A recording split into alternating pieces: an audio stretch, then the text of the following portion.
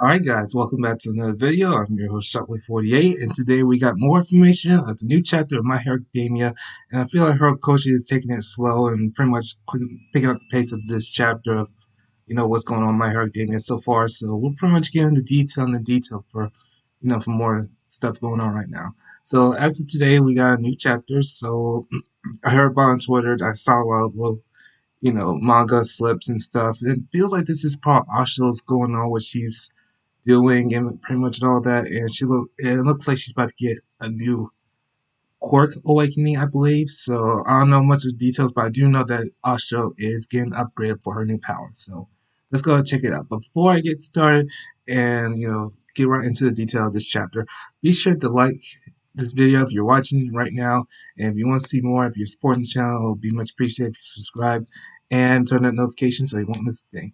I'll tell you right now, if you press that notification, you will be notified to every video I upload. All right. So with that being said, let's get right into the video.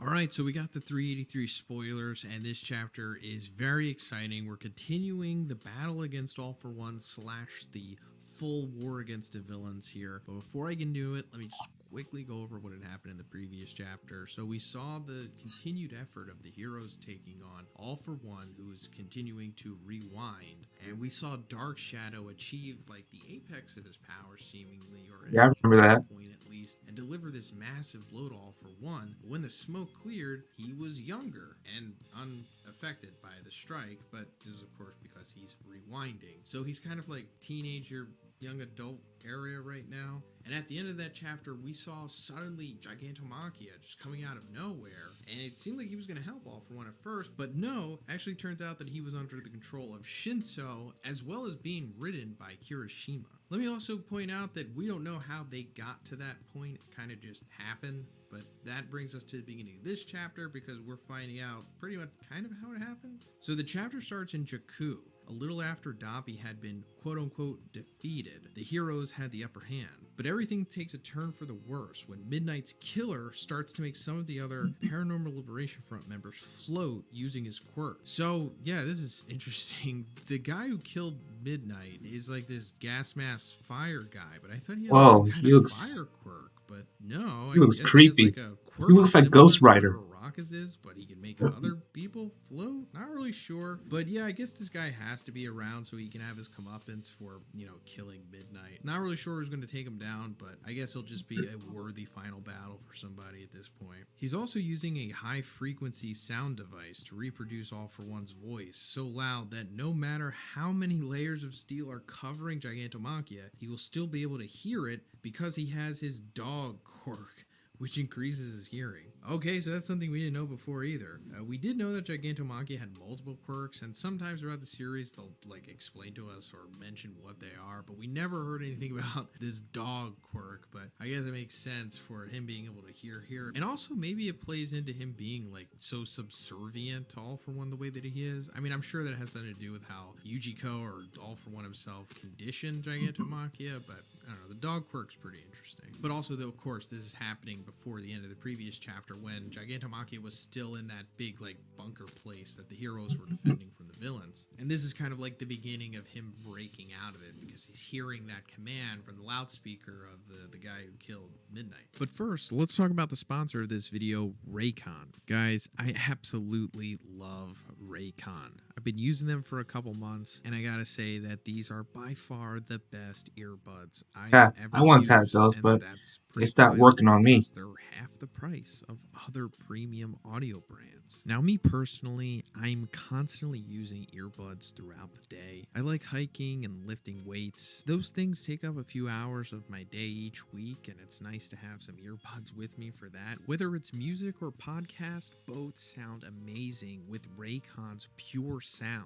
which is their most refined sound and has perfect clarity to hear every single note. I also really appreciate that they stay in my ears with their optimized gel tips. And not to mention, they have 8 hours of playtime and a 32-hour battery life. And lastly, my favorite part of the Raycon Everyday Earbuds is the noise isolation. I'm all about immersion, and their noise isolation feature That's really quite helps me expensive achieve to that by get. blocking the Well, outside not all noise. So, earphones. guys, if you're interested in getting your Something like very that. own Yeah, it is. Raycon Everyday Earbuds, check out the link in the description or go to buyraycon.com/zone. That way you're going to get 15% off your order. Thanks, guys.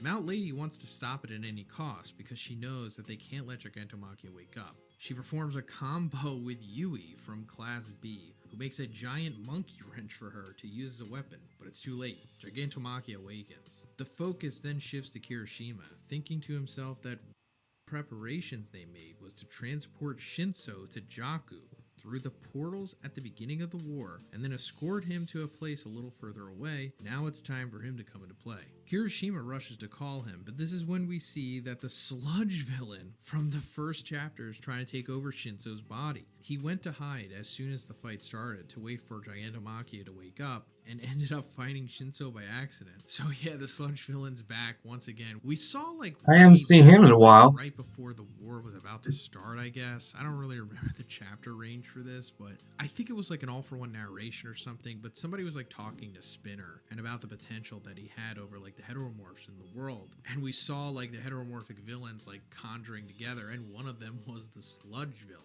like a character who we haven't seen since the first chapter. And I guess the implication there was that like he broke out of Tartarus because, you know, the whole Tartarus prison break. But he was put in there originally, of course, because, you know, the whole thing with Izuku, Bago, and All Might. And that also makes me remember that, like, the sludge villain was pretty powerful. Like, yeah, All Might destroyed him, of course, but he was, you know, able to, like, move around a couple hours or maybe even less than that after taking, like, a Detroit smash to the face, even though it was just the air, but still. Kirishima tries to save Shinso, but he can't do anything against the sludge villain. Gigantomachia shouts, "Where's my master?" while attacking Mount Lady. Midnight's killer laughs and claims Liberation Day has come. All seems lost until maximum output. Acid Man Alma. Ashido shoots a large amount of acid into Gigantomachia's hand and melts his fingers. Mount Lady is surprised that it was strong enough to affect Machia's skin, and Mina starts thinking about how frustrated she felt for not being able to do more in the last war. So yeah, here we go. I guess this is Ashido's character arc coming full circle, possibly, or just her character Okay. being completed, because this is kind of like It her sounds like growth Asha's trying to and spring into action here. realization and being unsure of herself, like in the line of duty, essentially. And this works for me. I like the way that it's playing out. I mean, of course, there could be more time dedicated to her. I mean, most characters, and we definitely see at this point that Horikoshi is kind of rushing the ending of the series. But it's better than nothing because it has been building to this, and I think it's understandable that given how Ashido, handled her last encounter with Gigantomachia, it's probably been weighing on her Yeah, like every single day since then. So as soon as she gets a I think they met moment to before. rectify herself, she's going to do it, and she does it here with her ultimate attack. Ashido shoots a large amount of acid into Gigantomachia's hand and melts his fingers. Mount Lady's surprised that it was strong enough to affect Machia's skin. Mina starts thinking about how frustrated she felt for not being able to do more in the last war. That last attack used the same base idea as Shoto and Bakugo's of concentrating and then release. I will no longer fail to protect what's important to me, Mina says as she directly attacks the sludge villain, saving Shinso and Kirishima. The sludge villain realizes that letting acid mix with his fluids will be bad for his body composition, and he tries to run away. Shinso says wait, and he responds mockingly, but it was a plan to brainwash him. Ashido tells the Paranormal Liberation Front guy that she loved Midnight's classes. Shoji Wow. never thought of revenge. She won't either. She already knows how it feels to be weak and scared. So what she wants now is to embrace her weakness and lean on her friends because of it. She tries to talk with the villain by saying that he must also think the same way she does, and he remembers Redestro saying that they all are following the same cause. Meanwhile, Gigantomachia is about to attack Mount Lady, but Shinso climbs up to his hand using his capture weapon. Shinso then brainwashes him using All for One's voice, copied from the Tartarus records, and tells him to defeat the villains who are floating in the air. Mina collapses from exhaustion and Kirishima apologized for being useless once again, but she says she just paid her debt. Kirishima says that she doesn't have any debt to pay because she's always been his hero. That's when Makia stops after feeding all the Paranormal Liberation Front members, and they announce that the mission was a success, but Mount Lady receives a call telling her about All for One's rewinding. Cut to the present, and Tsukuchi is relieved that the risky bet paid off.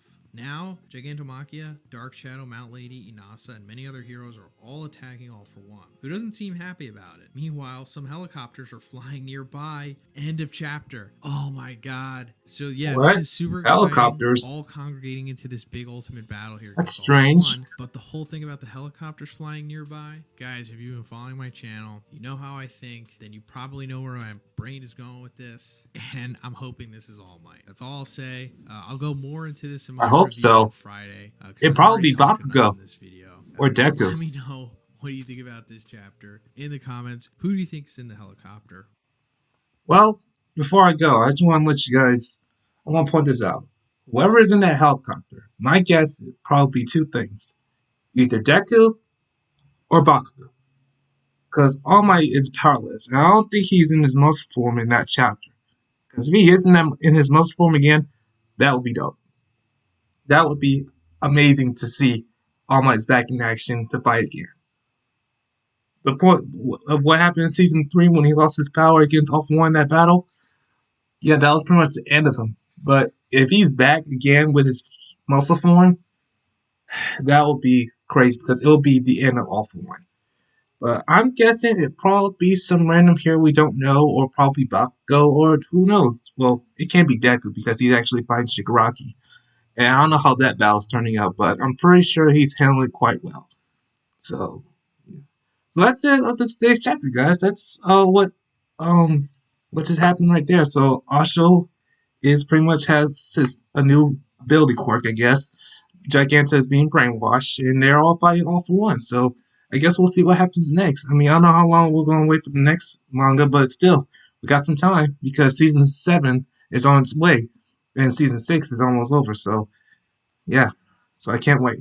All right, guys, that's it for today's video. Thanks for watching.